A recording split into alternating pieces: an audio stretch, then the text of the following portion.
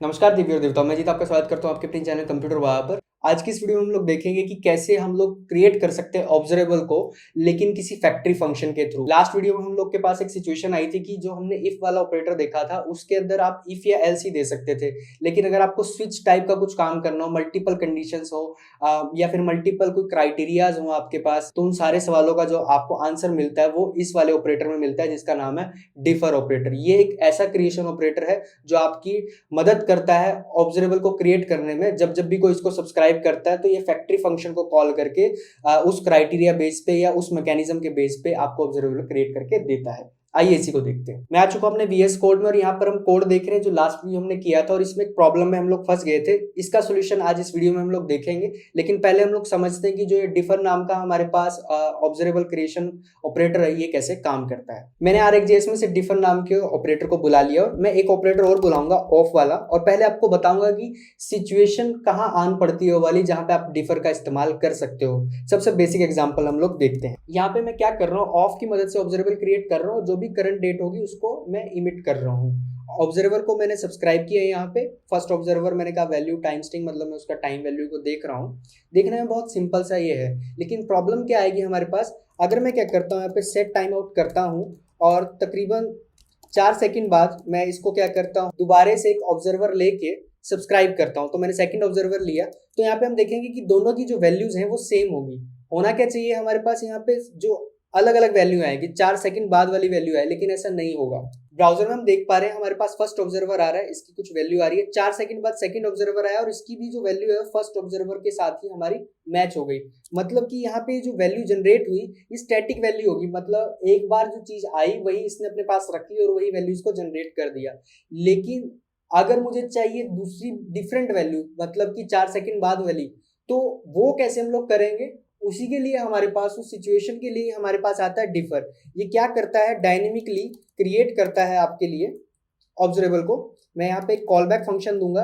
ये call back function होता क्या है, बेसिकली एक फैक्ट्री फंक्शन होता है जो आप इसको प्रोवाइड कर सकते हो, और इसके अंदर से मैं एक ऑब्जर्वेबल को रिटर्न कर सकता हूँ। तो अब क्या होगा, जब फर्स्ट वाला इसको सब्सक्राइब करेगा तो ये फैक्ट्री फंक्शन कॉल होगा और जो उस टाइम पे वैल्यू होगी न्यू डेट की वो लौटा देगा। 4 सेकंड बाद जब इसने सब्सक्राइब किया तो फैक्ट्री फंक्शन को फिर से ये कॉल करेगा डिफर, और फिर जो न्यू वैल्यू होगी वो वाली हमें मिलेगी। तो आप देखेंगे यहाँ पे फर्स्ट ऑब्जर्वर की वैल्यू आई, अगले 4 सेकंड बाद जो वैल्यू आएगी हमारे पास वो डिफरेंट वैल्यू आ रही है। तो यहाँ पे हमने ऑब्जर्वेबल क्रिएट की रन टाइम पे, मतलब एक ऐसी सिचुएशन पे क्रिएट की कि फ्यूचर में आपको कुछ अलग वैल्यू चाहिए थी, तो उस बेस पे मैंने क्या किया, वहां पे क्राइटेरिया लिखा और एक फैक्ट्री फंक्शन बनाया। इस फैक्ट्री फंक्शन के आप अंदर कुछ भी लिख सकते हो, किसी भी तरह का क्राइटेरिया लिख सकते हो, बट कंडीशन क्या है कि ये मस्ट भी कुछ ना कुछ लौटाना चाहिए, या तो ये प्रॉमिस लौटाए या फिर ये ऑब्जर्वेबल को लौटाए। यहाँ पे मैंने ऑब्जर्वेबल को लौटाया है।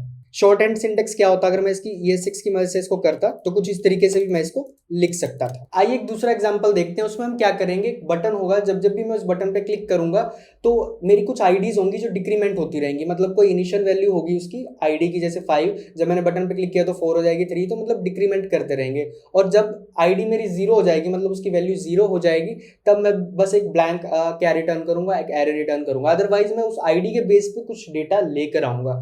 डिफर की मदद से इसको कैसे कर सकते हैं हम लोग, मैंने यहाँ पे आईडी ली 3 और डिफर के अंदर जो मेरा फैक्ट्री फंक्शन है उसमें कुछ कंडीशन लगाई। उसमें कंडीशन क्या लगाई कि आईडी अगर मेरी 3 से छोटी है पर वो 0 से ज्यादा होनी चाहिए। तो अब आपको क्या करना है, एजेक्स की मदद से, मैं RxJS का यूज कर रहा हूँ। यहाँ पे आप आई बटन पे क्लिक करके मेरी एजेक्स वाली देख सकते हैं वीडियो, जिसमें मैंने RxJS के थ्रू बताया है।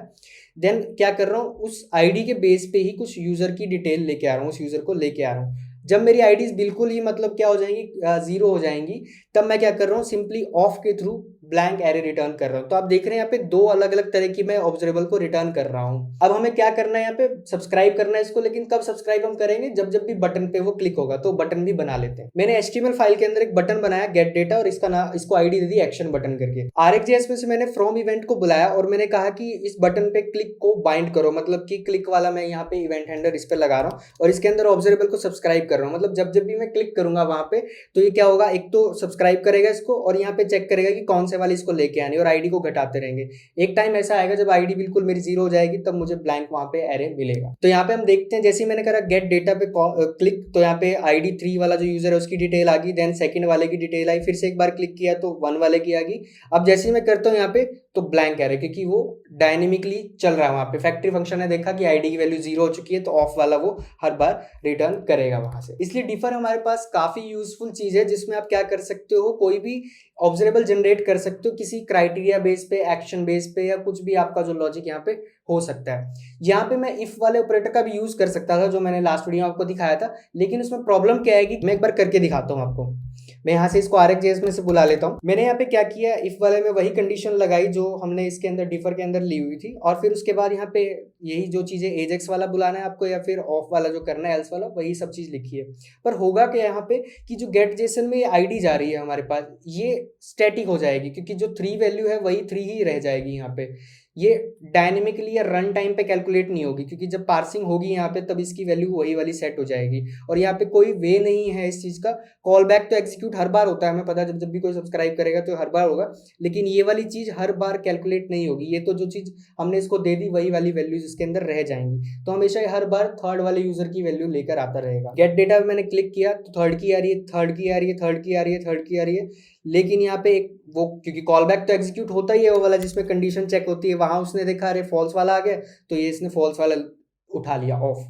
लेकिन इस वाले इसमें उसने सिर्फ क्या किया, जो स्टैटिकली हो चुकी थी वही वाली चीज उठा के देता रहा। तो इसलिए डिफर यहाँ पे अच्छा है कि फैक्ट्री फंक्शन का हम यूज कर सकते हैं इसके अंदर, ऑब्जर्वेबल फैक्ट्री का, कि क्या आपको किस तरह का एक्शन लेना है। यहाँ पे रन टाइम की जो वैल्यूज है मैं आईडी की उठा रहा हूँ, और मैंने क्योंकि आपको बताया कि जरूरी नहीं यहाँ पे आपको क्या करना है, कोई ऑब्जर्वेबल ही रिटर्न करना है। आप चाहो तो किसी भी तरह का प्रॉमिस भी रिजल्ट इसके अंदर ले सकते हो। मैं चाहूँ तो इसको फेच भी दे सकता था कि फेच एपीआई, मतलब प्रॉमिस वाला जो चीज हमारे पास होती है उसको रिटर्न करना है, तो ये उसके बेस पे भी ले आता हमारे पास।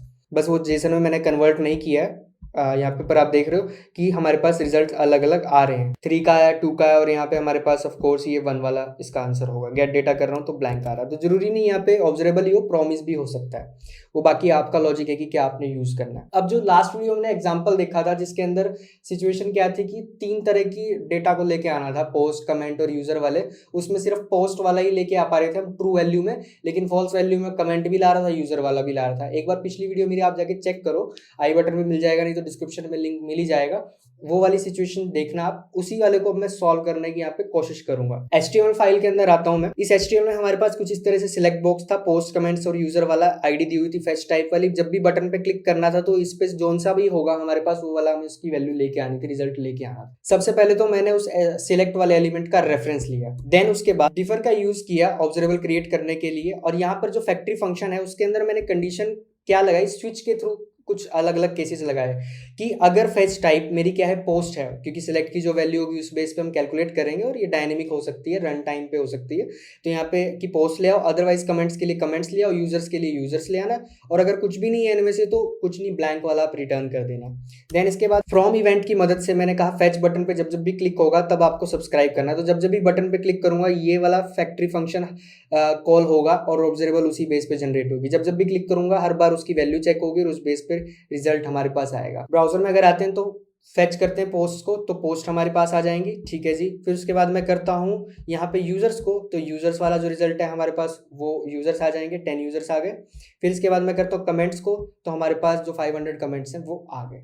इफ वाला जो है वो आप यूज कर सकते हो अगर इफ एल्स वाला ही आपको है कि इफ ये करना है नहीं तो एल्स में करना है। लेकिन उसके अलावा कंडीशनली कुछ और करना है, केसेस बनाने हैं, या फिर डायनेमिक रिजल्ट चाहिए, रन टाइम पे कोई वैल्यू लेके आनी है, या कोई और क्राइटेरिया है, तब आपको यूज करना पड़ेगा डिफर, जैसा कि मैंने आपको यहाँ पे समझाया। जाते जाते हुए मैं इसका एक और यूज केस आपको दिखाना चाहता हूँ कि आप कॉम्प्लिकेटेड कैलकुलेशन परफॉर्म करके भी उस तरह से ऑब्जर्वेबल को लौटा सकते हो। कैसे? मैंने HTML के अंदर क्या किया, एक डिव ली है, मतलब है कि मैं बॉल बना रहा हूँ यहाँ पे, उसके ऊपर 2 क्लासेस लगा दी, एनिमेशन बॉल और स्टॉक, और उसको एक आईडी दे दी बॉल नाम से। तो ये बॉल होगी जिसको जब भी मैं क्लिक करूंगा तो वहां पे ये एनिमेट होगी मेरे पास बॉल, और जब भी ये एनिमेट होगी तो जहां से इसकी पोजीशन लास्ट पोजीशन होगी वहीं से क्या होगा, एक और बॉल निकलेगी और वहां पे वो स्टैटिकली आ जाएगी, मतलब ये जहां से भी जाएगी वहां पे एक और बॉल बनती रहेगी। एक बार दिखाता हूँ क्या कह रहा हूँ। सबसे पहले तो मैंने इस बॉल का रेफरेंस लिया। अब मैंने डिफर के अंदर क्या कहा कि क्या करो, यहाँ पर ये जो बॉल है उसका एक्स पोजीशन उसका वाई पोजीशन निकाल लो, उसमें 10 और 5 प्लस कर दो, मतलब लेफ्ट में 10 पिक्सल और जो टॉप है उसमें 5 पिक्सल। एक बैकग्राउंड कलर जनरेट करो, रेंडमली कोई भी कलर हम जनरेट करेंगे और क्लास लगा देंगे एनिमेशन बॉल। तो यहाँ पे बेसिकली क्या कर रहा हूँ, एक और बॉल जनरेट करूंगा, जो भी इसकी पोजीशन होगी वहीं से एक और बॉल जनरेट करूंगा, लेकिन कुछ ऑफसेट के साथ, और यही पोजीशन मैं लौटा दूंगा जो भी ये मेरी नई पोजीशन होगी या जो नई बॉल हम जनरेट करने वाले। तो आप यहाँ पे देख रहे हैं डिफर के अंदर मैं कैलकुलेशन भी परफॉर्म कर रहा हूँ, उस बेस पे कोई एक ऑब्जर्वेबल जनरेट करने की कोशिश कर रहा हूँ। देन इसके बाद मैं क्या कर रहा हूँ, फ्रॉम इवेंट मैंने कहा कि जो भी डॉक्यूमेंट है, पूरी डॉक्यूमेंट, उस पर कहीं भी क्लिक अगर होता है तो उसका एक्स और वाई पोजीशन निकाल लो। तो यहाँ पे होगा क्या कि जो मेरी बॉल है वो इधर से उधर मूव करेगी, उस चीज का मैंने लिखा है कि एक्स वाई। देन यहाँ पे सबसे इंटरेस्टिंग चीज आती है कि मैंने ऑब्जर्वेबल को सब्सक्राइब किया जो डिफर के थ्रू बना रहा हूँ। फैक्ट्री फंक्शन कॉल होगा, मतलब जब जब भी मैं क्लिक करूंगा तो हर बार ये फैक्ट्री फंक्शन कॉल होगा, और उसी बेस पे मैं एक नई बॉल बना रहा हूँ और उस बॉल के ऊपर ये सारी जो भी सेटिंग्स हैं वो अप्लाई कर रहा हूँ कि न्यू पोजीशन क्या रखनी है, उसकी बैकग्राउंड क्या रखना है। एक बार दिखाता हूँ चला के। तो आप देख पा रहे हैं यहाँ पे एक बॉल है हमारे पास, जैसे मैं क्लिक करता हूँ कहीं पे तो ये क्या हो रहा है, ये मूव कर रही है बॉल, और जहां से भी मूव करती है लास्ट पोजीशन पे और ऑफ सेट पे कुछ दूसरी बॉल हमारी जनरेट हो जाती है। और ये कैलकुलेशन परफॉर्म कैसे हो रही है, डिफर के साथ हमारी कैलकुलेशन परफॉर्म हो रही है। ये लेफ्ट और टॉप जो नई बॉल जनरेट हो रही है उसका, और उसका बैकग्राउंड कलर और उस पर एनिमेशन क्लास में लगा रहा हूँ ये वाली। तो यहाँ पे कहने का तात्पर्य ये है कि डिफर से आप किसी भी तरह का कुछ भी ऑब्जर्वेबल जनरेट कर सकते हो, आपके हाथ में है कि क्या आपको करना है। आपको बस सिचुएशन देखनी है, इफ एल्स लगाना है, कंडीशन मतलब लगानी है, केसेस लगाने हैं, या कॉम्प्लेक्स कैलकुलेशन बेस्ड करना है, या कोई भी आपका कोई क्राइटेरिया हो सकता है जो कि मैंने इस पूरी वीडियो में आपको समझाया। तो वीडियो को लाइक करते हुए जाएं, शेयर करते जाएं, चैनल को सब्सक्राइब करें, कमेंट में अपने विचार लिखें और बताएं कि सीरीज कैसी जा रही है। आपके जो भी इनपुट्स हैं आप मुझे बताएं। डिस्कॉर्ड पे आप मुझे ज्वाइन कर सकते और ट्विटर पे आप मुझे फॉलो कर सकते हैं। मैं मिलता हूं जल्दी आपसे नेक्स्ट वीडियो में। वीडियो देखने के लिए आपका बहुत बहुत धन्यवाद।